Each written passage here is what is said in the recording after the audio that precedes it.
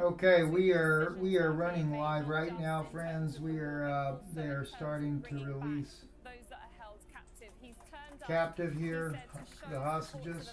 We're waiting for that now. Let me take you. Al Jazeera has got very good coverage on this. We'll go right straight to Al Jazeera. He said it was important to be able to let them know that he will continue all his efforts to ensure that every one of those held captive is brought back from Gaza. This is the first time we've seen such a public display where he's come to the square, where an official that is involved in those big decisions in terms of this war has appeared here to meet those families. What you're hearing behind me right now, and he was taking part in that as well, was some of the hymns that are sang on Sabbath. Today is a day of rest. It starts around sunset, and this is what's been happening for the last hour or so. People have been lighting candles as they wait to hear with breaths held as to those 13 people that are brought back. That's what you're hearing right now, and everyone is saying they will continue to do this through the night.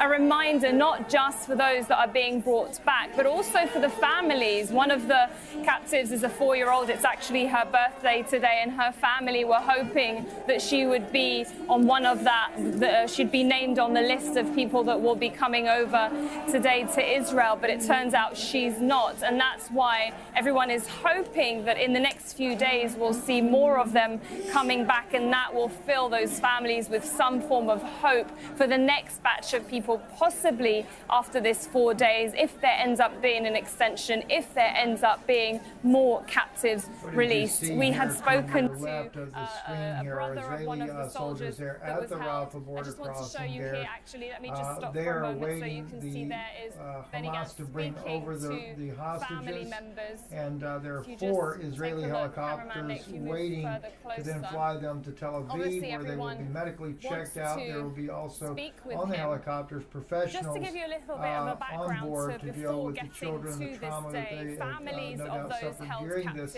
whole ordeal. Some of these children, they're saying, do not even know that their parents were killed during this whole ordeal to start with. At the same time, there's 150 Palestinian prisoners that are being released as well, both children and women. There are no men in that exchange there. Israel has offered up to, for every 10 hostages that are released, they're offering another day of ceasefire. But Netanyahu has vowed, though, to continue this war. There are some that are hoping, though, that the war will stop, that maybe they could bring an end to the war as a result of these ceasefires. Important square. No, I'm just saying this is a very important square, and actually tomorrow marks 50 days since those that have been held captive and since they were taken across into Gaza. And when we were talking to people earlier, they were saying that they're all going to be coming here tomorrow once again to show their support. They're calling on people to not stop gathering here, because what I was saying earlier is there was a lot of concern from the families in that they had been demanding their questions be answered by the government, from Prime Minister Benjamin Netanyahu, from Benny Gantz, from Yoav Gallant, the Minister of Defense, asking for their answers on what's happening in terms of the negotiations. What we do know is that the names have been shared by the families, and it's expected around this time now that the list for tomorrow will also be revealed. That will be between the Israeli officials and the families of those captives that are going to be freed tomorrow and brought back across. But in terms of sharing that information with the public, it's very much kept under wraps because of fear that it could cause confusion, that it could cause stress for the families if those that are expecting their loved ones to return aren't on that list. Sarah, you are reporting from what can be described as the epicenter in Israel of this push within Israeli society to try and put pressure on the government to obtain the release of as many captives as they can. Of course, 50 captives, of course, you've been reporting on that over the last few days.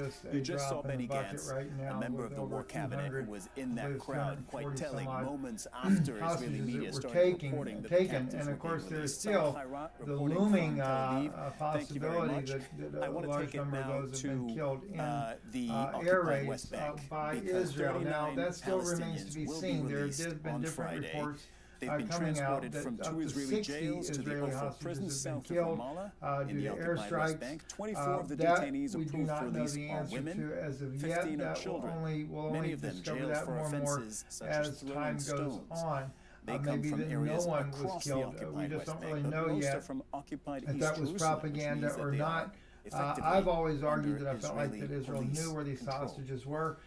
Zain Another Basravi thing, joins too, us is from that Nablus in the occupied Netanyahu is West under a Bank. Zain, tremendous amount of can you criticism speak to because of not the preventing this from anticipation happening. in As Jerusalem more and more and in the evidence has occupied came West out Bank that has as supported they what we've await the even shared release with of you early 39 on, Palestinian that prisoners. the Israeli government had inside knowledge that this was coming Well, and then 8 did of the nothing women to stop being it. released are So, from you know, Nablus, are from it's very troubling areas in and yet around to where see we are this. here. We're going to in let this Nablus. play And on it has here been a because the exchange is slow, supposed to be long happening process anytime here. of trickling information, but we Al have Jazeera, spoken like I to said, they're families who now doing a very. have been They've informed been that upfront their on this family whole members' war names live are from on the the very list. We've spoken to beginning. people who've been And disappointed to so learn that their I will relatives will not actually, be this here is released the today, but we Palestinian have side spoken to here. members of families They're waiting for whose their loved ones there. daughters, They've already, Israel's already sisters, released them coming to this nieces, one they are facility getting out there. today.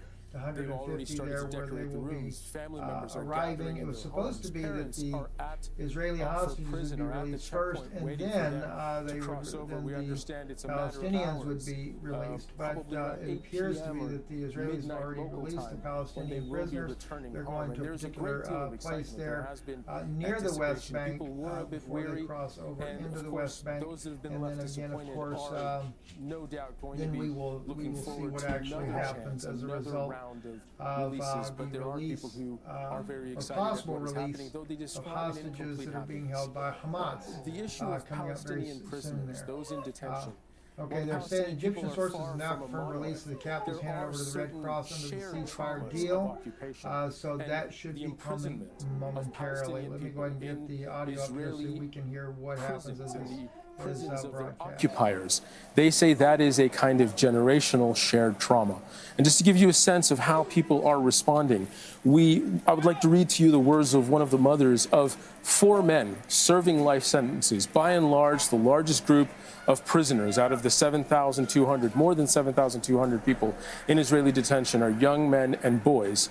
And one mother in her 70s who has 4 sons on serving life sentences. One was killed. His body still remains in Israeli custody. She had this to say on the occasion of today's events: "We're all happy about the release today. It's a significant moment. Every released individual brings us happiness. Our hope is that those with long sentences will also be set free. I dream that my son's body will someday rest in Palestinian soil." So there is this sense of camaraderie among Palestinians. They are glad when one person is released, but for every person that's released, many more have been detained just in the matter of the 7 weeks since this war has gone on. Just to give you a sense of how widespread these detentions are, just since this morning, 15 more people were detained in the occupied West Bank and are unlikely to see their freedom anytime soon. So while everyone is celebrating each and every person that gets out, they also say that each and every detention is a source of sorrow and suffering for families across the occupied territories. Zain Basravi reporting from Nablus in the occupied West Bank. Thank you very much for that reporting and also for all of that context. Now, we don't want to forget what's happening on the ground in Gaza. We want to show you what's left of one of Gaza's largest medical centers. That's the Indonesian hospital in Beit Lahia, northern Gaza. These pictures, which I have to tell you some people may find distressing, speak louder than words.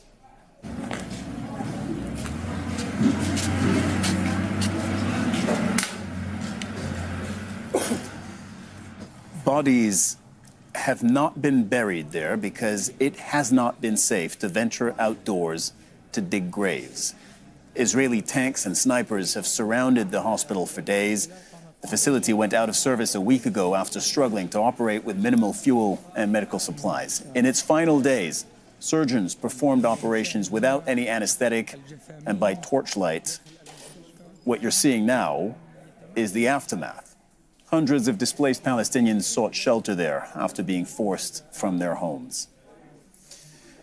Also, earlier we spoke to Ghazi Hamad, a member of Hamas's political bureau. He says that Hamas is prepared to release all of its captives, including Israeli soldiers, but only if Israel agrees to release all Palestinian prisoners. We never trust Israel, not now, before 70 or before 50 years, all the time you're going to trust Israel. We tested them many times in different occasions, and I think that Israel is enemy for the Palestinian people, and I think the last war, this war in Gaza proved that Israel is an enemy, is a brutal enemy. We never trust them, because I think now what they are doing now is just killing civilians, destroying everything, destroying hospital, they want to kill the life in Gaza. They want to destroy the Palestinian people.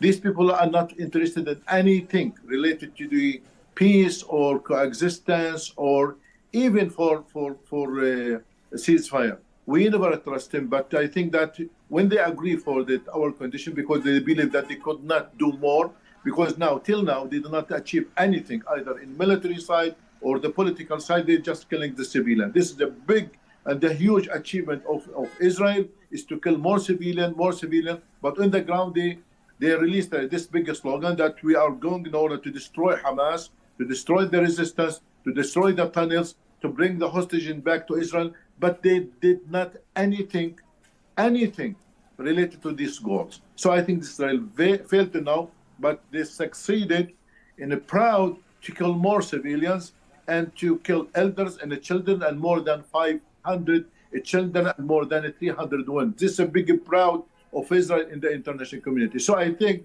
I will show in confidence that Israel will fail in Gaza and they will achieve nothing here. Sir, you told us that Hamas is open to negotiating the release of further civilian captives that are currently held in Gaza. After civilians are released, what about Israeli soldiers? I think this is another story. We are ready to deal with this. And I think we announced it through the spokesman of Hamas brigades. We are ready to make a swap and exchange if Israel is ready to release all the prisoners in the Israeli detention. We have no problem. So you're ready to release Israeli prisoners? I beg your pardon, Israeli soldiers? Yes, okay. Israel must release all the prisoners, and we are ready to release the Israeli soldiers.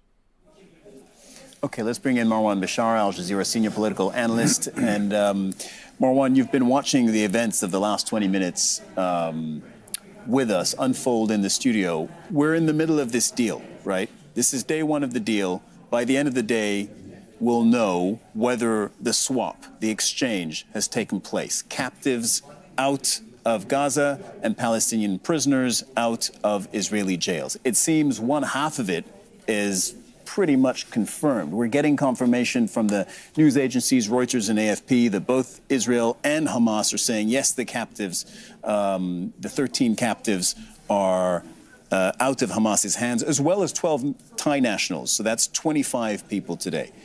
We're in the middle of this. How are you processing this?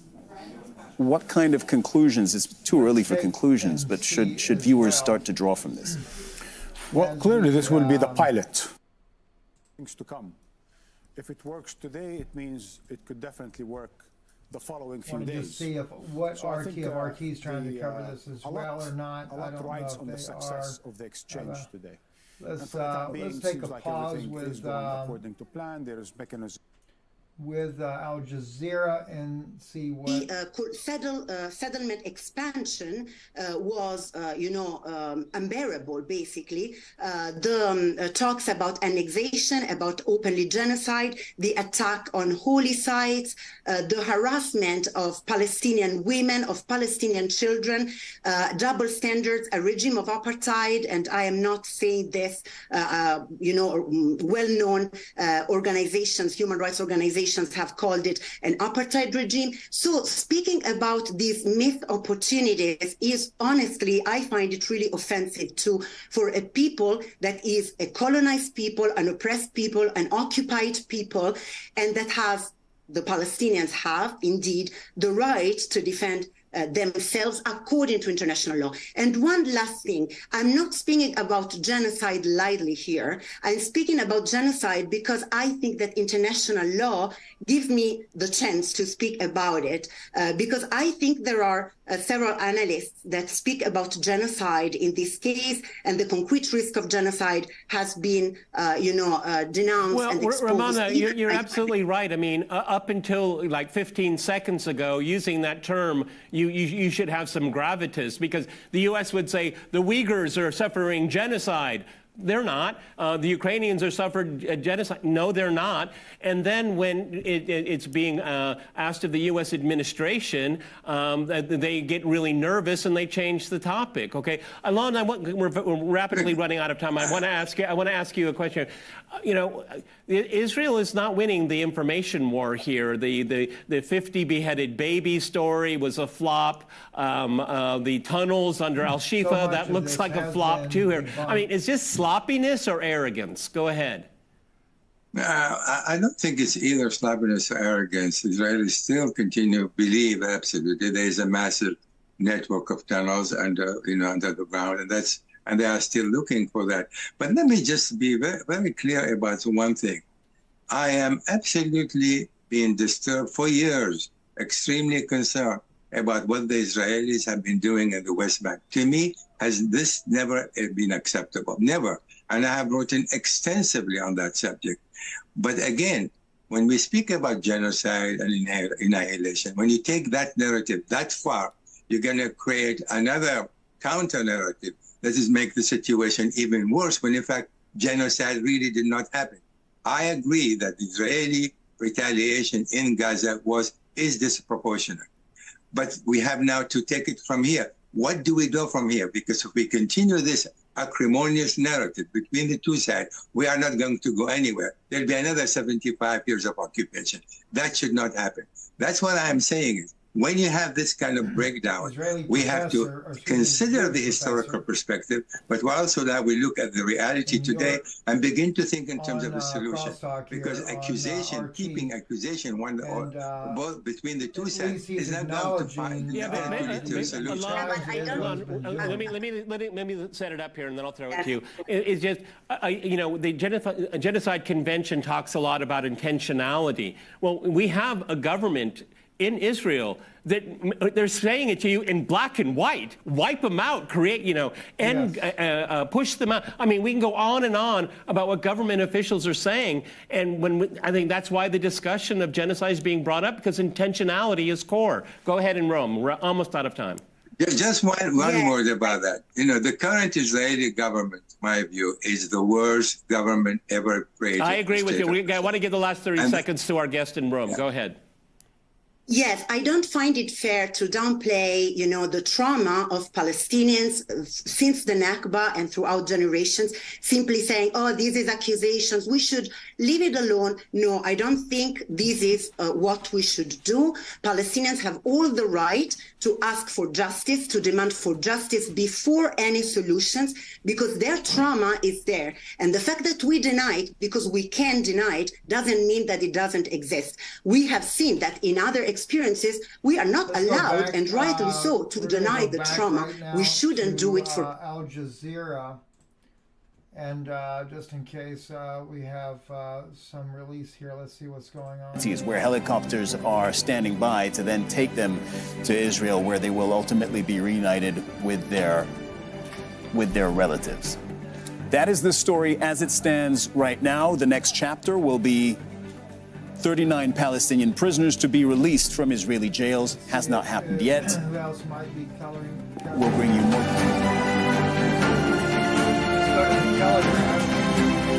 As the Israeli war on Gaza escalates.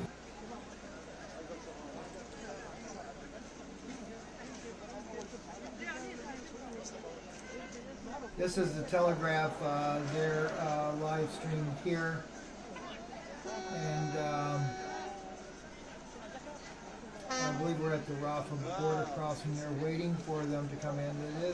The sun is starting to set in Israel. The Shabbat is starting to begin for the Israeli people. So you see that they're having to light up lights now to be able to cover this there.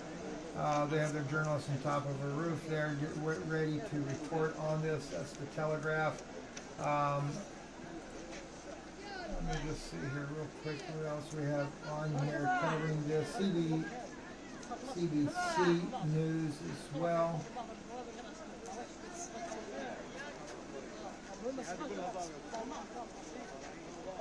I-24 News in English, I believe. Senior senator on the Senate Foreign Affairs Committee at that time in 1980, I think remembers it very well.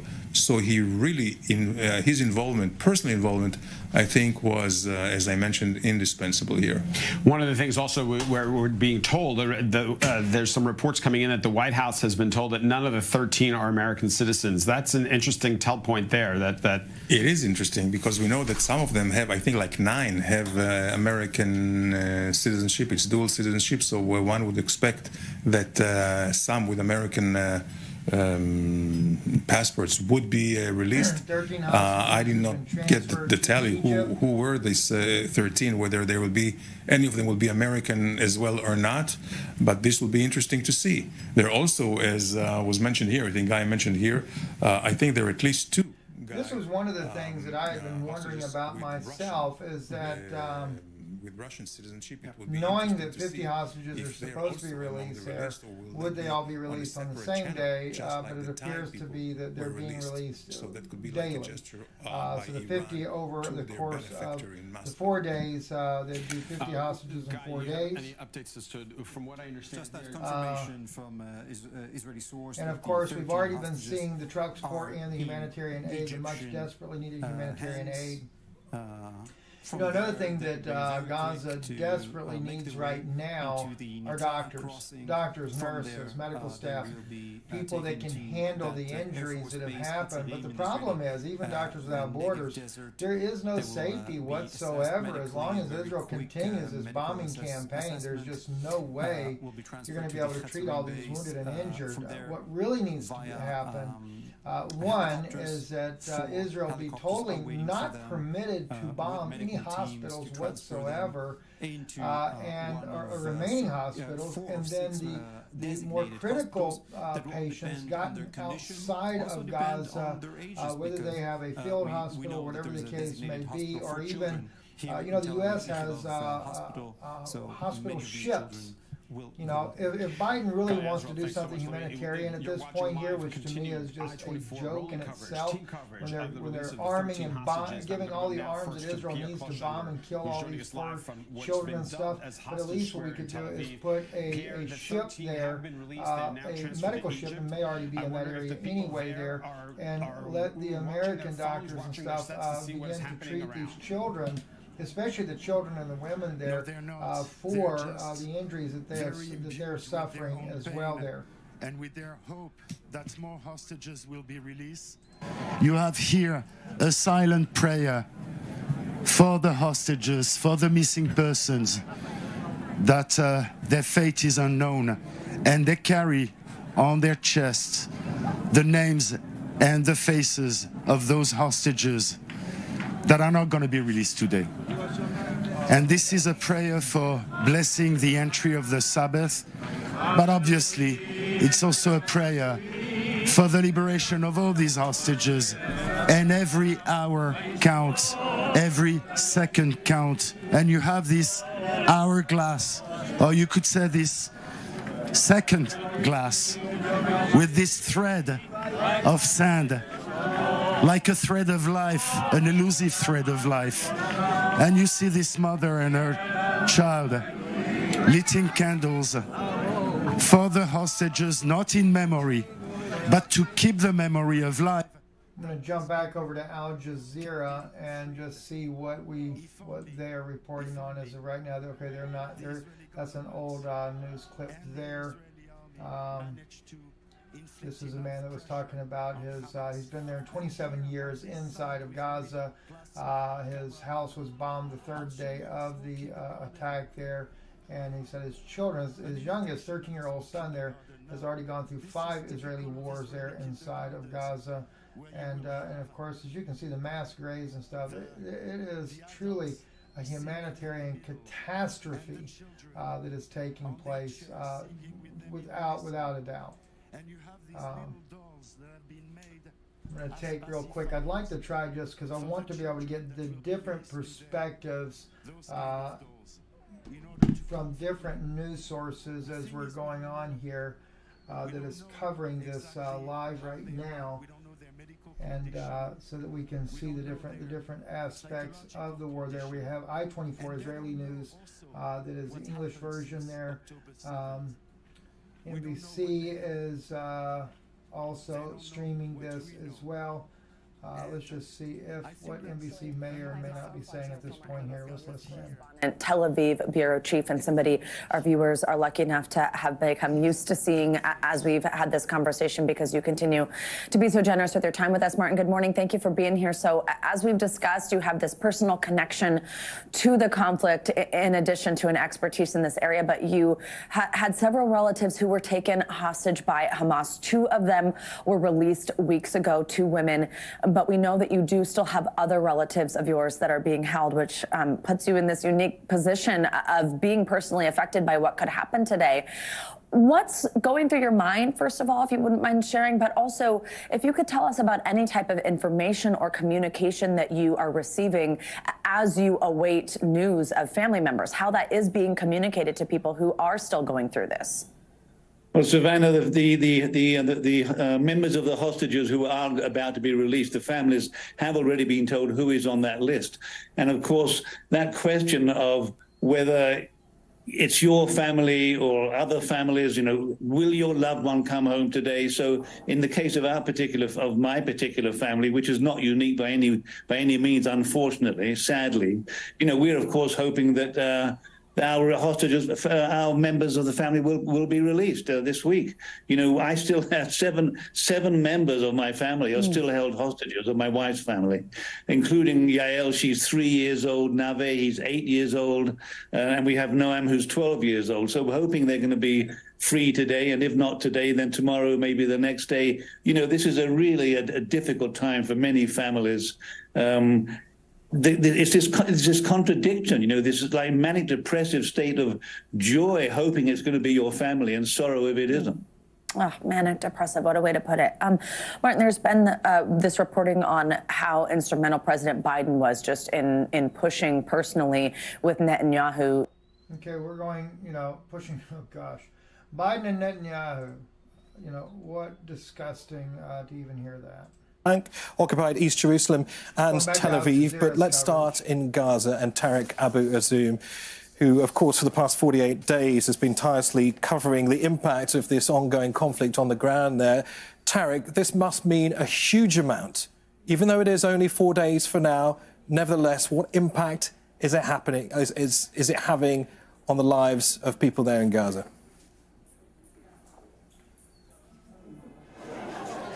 Yes, today it was the only day after 40 days of relentless Israeli strikes in the territory that Palestinians felt or had a sense of calm, tranquility, and they did not hear the sounds of the Israeli surveillance drones, which were all the time buzzing on the sky of the Gaza Strip, as they are really become much more afraid to be the next targets for the Israeli occupation forces now. Meanwhile, they become safe, they become protected away from the relentless attacks that claims the lives of, till very moment, around more than 14,000 Palestinians. And those Palestinians are really having now a sense of hope that as the first phase of the ceasefire had been done today after the handing of 13 Israeli captives inside the Gaza Strip throughout the Palestinian Red Cross to the Egyptian side to be later delivered and taken to Israel. And what is important for Palestinians is that they are looking forward to having an end to this kind of fighting on the ground between Israel and Hamas. Meanwhile, they are concentrating right now on returning back to the houses. Some of Palestinians managed to get back, but others have been encountered. I'm going to jump over to I-24 news with you guys. I apologize for this constant jumping around, but I figure I-24 is probably going to get us the best coverage on the... She's joining us from Jerusalem. Thanks so much for joining me, Emmy. When you see a picture of this at the hospital, and you know that the people will be coming there, yes, It's a national trauma. We're not even talking just the hostage trauma. This is a national trauma. It's two things. It's a collective trauma, meaning that we are experiencing it together. And of course, some people are more affected because they were either the ones whose families were abducted or murdered or both. But it is a national trauma also in the sense that the crime of those children that we are about, hopefully, to see soon coming back, their crime is being Jewish and being Jewish living in Israel. There is no other way of saying that. On the bottom of your screen there, another Palestinian home was destroyed as a result of what Palestinians always call collective punishment. And it really is sad. It is against, Moses did say, you do not make the children pay for the father's crimes. I know there's some people that argue it's just the opposite, but just depends on what part of time period that you look at, even in those writings there. But still, even in just normalcy, just because your child does something, why does the parents have to pay for the price of the children? When I say children, I'm talking about grown children, adults, etc. But no, it doesn't work that way. Israel has a completely different ideology in the way they deal with things like that. That it happens, especially to people who come back from war. And later, when the big terrorist attacks of the 90s started, also for people who experienced terrorist attacks.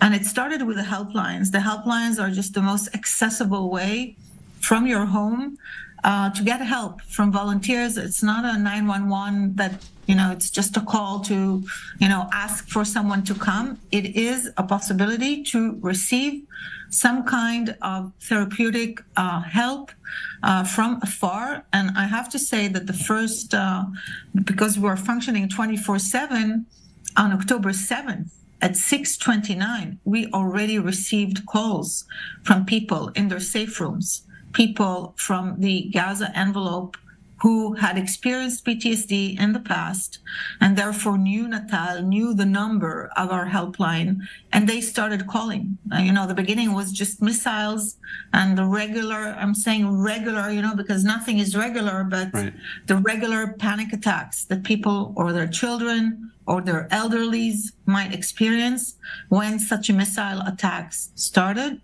And of course, later it became more and more evident that other things are happening, and our volunteers on the helplines received really some of the worst calls ever.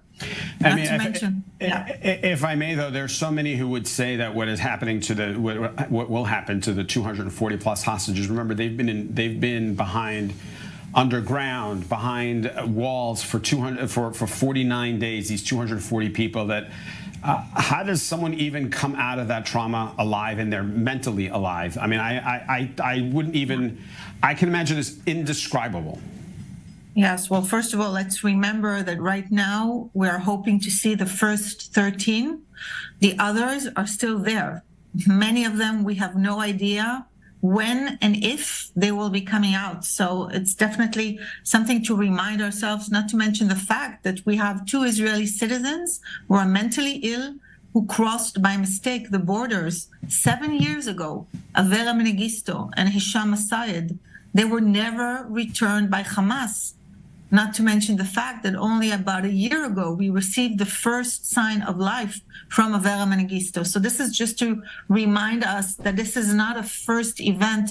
This is, the disrespect for basic human rights is something that is going all the way with Hamas. Emmy, if I can, hold on one second. I'm sorry. We're getting some breaking news just coming into that 24 News Desk. Let me get to Guy about this. Go ahead, Guy. It's a short but important update. Israel's Khan public broadcaster is reporting that those 13 Israeli hostages are now, for the first time, meeting Israeli officials. They're meeting officials from the Shin Bet, still on Egyptian territory, still waiting to get home on Israeli soil. But for the first time, those 13 hostages being released. Those women and children are now meeting with Israeli officials from the Shin Bet, according to the information that we have, still making their way into Israel. Here in the United States. That's a very important update from Guy Azrael, our senior editor here at I-24. Let me go back to Emmy Palmore for just 1 second, if I can. Emmy, you served on behalf of the Minister of Justice on special missions trying to locate IDF soldiers. And in fact, you were part of the Gilad Shalit deal. This is exponentially the same story. Also, guys, here in the background, First of all, I personally prepared aid finally going into Gaza for the first time. It's the only time they can really get aid in there safely and not be killed in the process. Let me jump over here to Al Jazeera just in case they are covering. Let's see what they're saying here on Al Jazeera. To be brought here to Offa prison before 8 p.m., which is what, around 3 hours from now. So in theory, we are expecting their arrival, but as I say, a lot remains unclear. And there, as you can imagine, years of distrust, mistreatment at the hands of the Israeli military here in the occupied territories. So people are still skeptical as to whether this could happen. We've been speaking to family members who know that loved ones are now on this list of 39 people that are being released today. That list was finally published or made public by the Israeli authorities this morning, and mixed emotions from these families. I'll just give you a couple of their personal stories. We spoke to the father of a young lady, Rowan Abdul Matar. She has been in jail, in an Israeli jail, for 8.5 years. The father said that he hadn't seen her since 2015. You know, an example of, in many cases, just how impossible it is for relatives of those taken prisoner into Israel for them to leave the occupied territories and go and visit their loved ones. He was over the moon that she, in theory, is being returned to the family this evening. Another family that we spoke to, whose daughter, 22-year-old daughter, was arrested on the 17th of May in Tulkarem. They were on their way here. We spoke to them about an hour ago. They were having difficulties at an Israeli military checkpoint, again highlighting the difficulties that Palestinians here in the occupied West Bank face in just getting around the place. But yes, she is being released today. She was arrested at a checkpoint, asked to be taken at a checkpoint on 17th of May with the family. The family were told basically to clear off. According to this right here, Thailand's Prime Minister says 12 nationals have been released. I'm wondering if these are Thai nationals that are actually being released there. Let's go back over to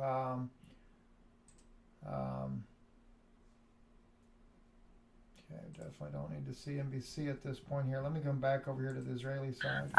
We know that children, the younger they are, the more adaptive they are in terms of, let's say the potential of growing out of this horrible experience. Actually, yesterday I was interviewed in the Israeli television, and I felt that I wanted to say something optimistic to remind ourselves that some of us. Euro News, though, just to see what kind of perspective they're giving. Released later today of some 50 Israeli hostages held by the militant group since the 7th of October. While there have been reports of gunfire inside the Gaza Strip, these displaced Palestinians say they are heading home. احنا بننظر لها يعني كتنفس من ال 45 يوم او 48 يوم الضغط اللي مضوا علينا كمواطنين غزيين. انا مواطن من مدينه غزه ونازح على مدينه رفح هنا. كنت اتمنى ان تكون التهدئه تشمل كل قطاع غزه عشان اروح اشوف بيتي المهدوم واشوف ايش الاشياء المتبقيه من. But Israel has warned Palestinians living in Khan Yunis and towns in southern Gaza not to head north. Yeah, it's not safe to go north. لم تنتهي الهدنة الإنسانية مؤقتة. منطقة شمال قطاع غزة هي منطقة حرب خطيرة وممنوع التجول بها. Speaking in Arabic. Israel has also released footage of its army destroying tunnels under the Al-Shifa hospital. It says they are being used in Hamas-led operations. Oh my gosh.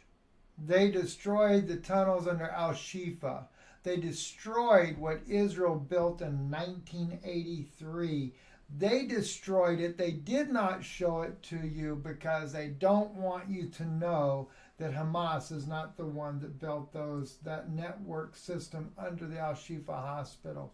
What a lie and a crime. We've already covered this. That's disturbing for me. Very disturbing. Routes. Clint Henderson. That to see that they've done this destruction, and wow, what do you know? What do you know?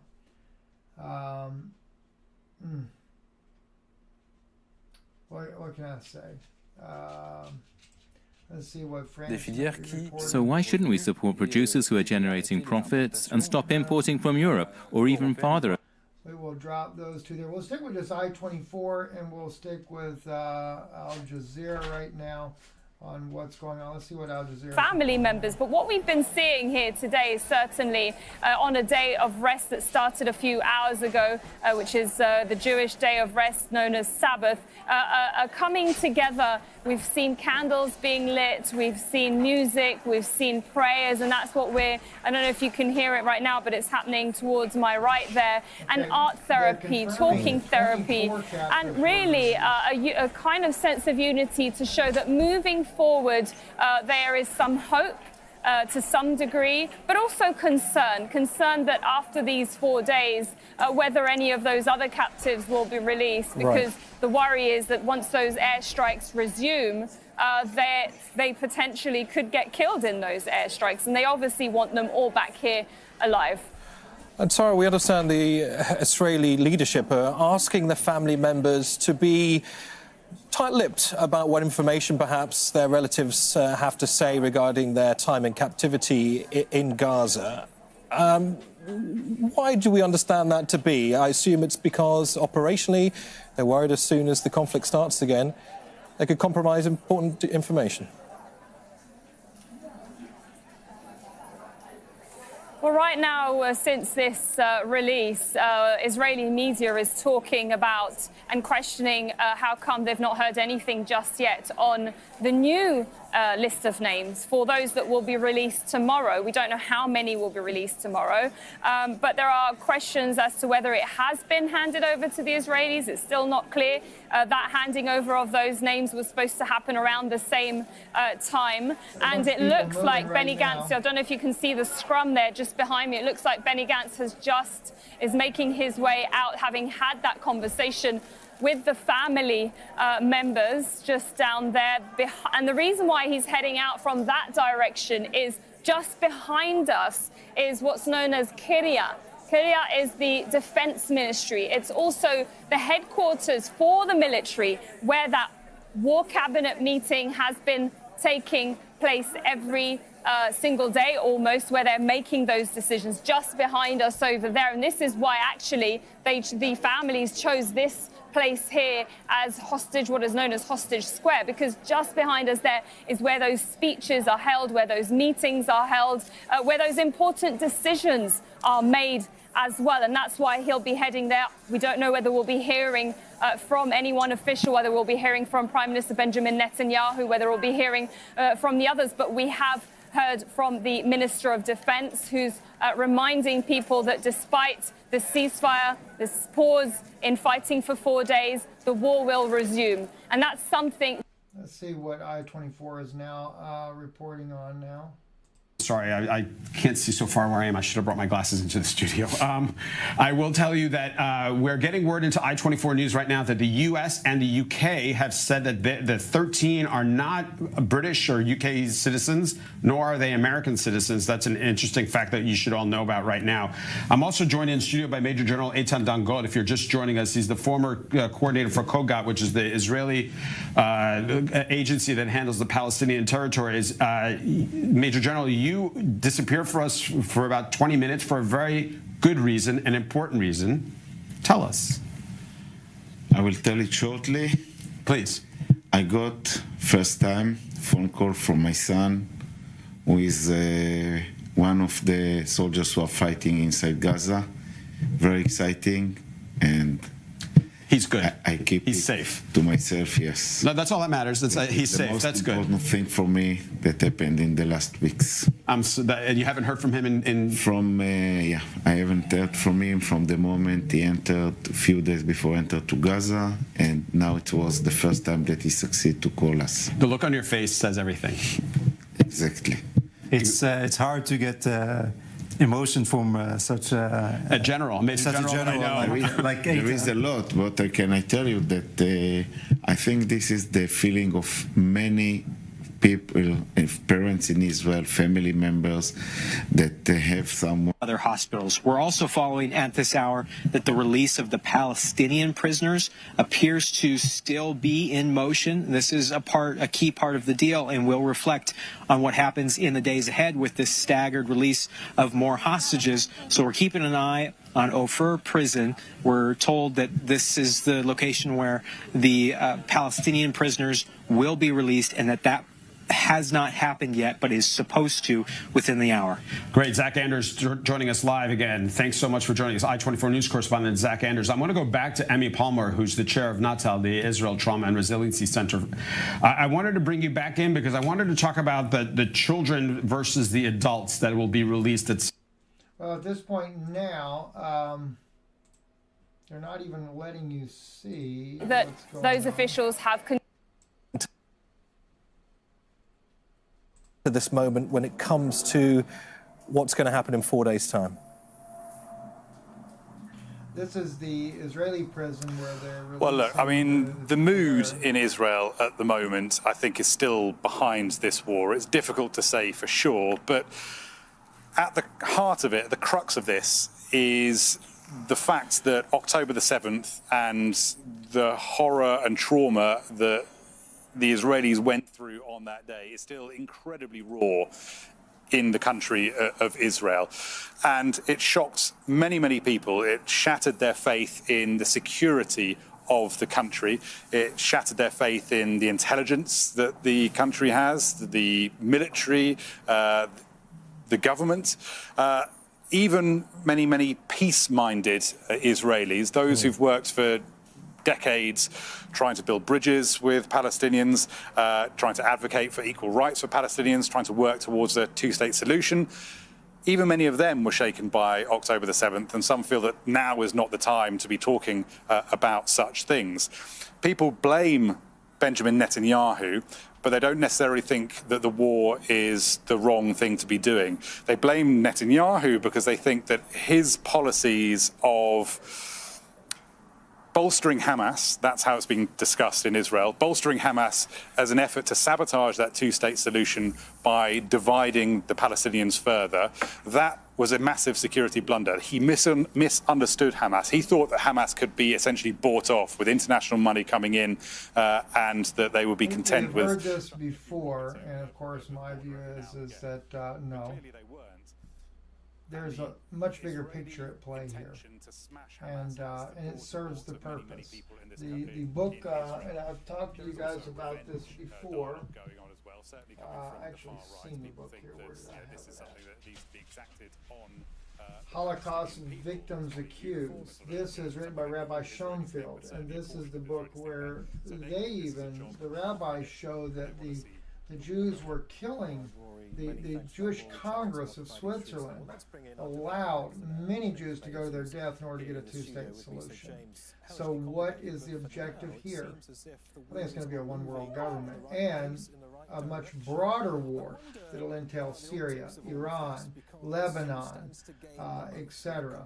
So we'll go into this later this evening. I'm going to cancel the view for now because it is obvious that we're not going to really get to see a whole lot going on right now. Israel is not going to allow any of the people that are being released to be seen. It's obvious that they've got, and for their reasons, and we can respect that they don't want those hostages that have been released to be seen being moved from one vehicle to the other. As they get them the treatment and the help that they desperately need after being in captivity for so long. So they are getting these people loaded into the different vehicles where they're being transported. to the medical facilities, and then ultimately meeting with their families and being reunited after this 50-day ordeal that they've been under. They've also been told that they're not allowed to speak or say anything. They're to be tight-lipped about what has happened to them, and again, you know, I can have a respect for that for different reasons, but at the same time, it'd be nice to know, you know, how were they being treated by Hamas? Of course, the way we saw Hamas taking them out, it definitely didn't look very pretty. So what happened once they were actually in the custody inside the West Bank? How close were they to the bombings? Do they know whether or not any other hostages have been killed as a result of these bombings, which I have a feeling that may be the case too. Anyway, I'm Stephen Benoon. You're watching Israeli News Live. Good day, and we will talk to you later this evening.